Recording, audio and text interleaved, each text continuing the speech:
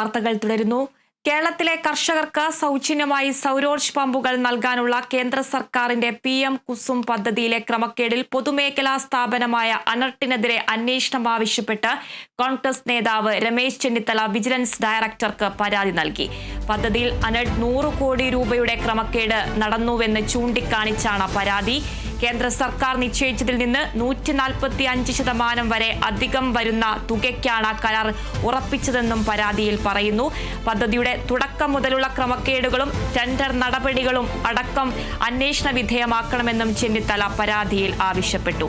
ക്രമക്കേടുകളുമായി ബന്ധപ്പെട്ട രേഖകളും പരാതിക്കൊപ്പം ചെന്നിത്തല നൽകിയിട്ടുണ്ട്.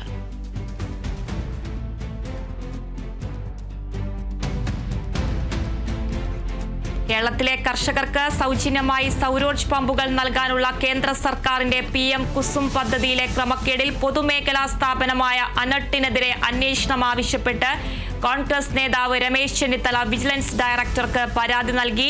പദ്ധതിയിൽ അനർട്ട് 100 കോടി രൂപയുടെ ക്രമക്കേട് നടന്നുവെന്ന് ചൂണ്ടിക്കാണിച്ചാണ് പരാതി. കേന്ദ്ര സർക്കാർ നിശ്ചയിച്ചതിൽ നിന്ന് 145% വരെ അധികം വരുന്ന തുകയ്ക്കാണ് കരാർ ഉറപ്പിച്ചതെന്നും പരാതിയിൽ പറയുന്നു.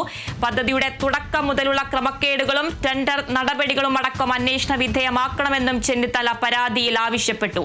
ക്രമക്കേടുകളുമായി ബന്ധപ്പെട്ട രേഖകളും പരാതിക്കൊപ്പം ചെന്നിത്തല നൽകിയിട്ടുണ്ട്.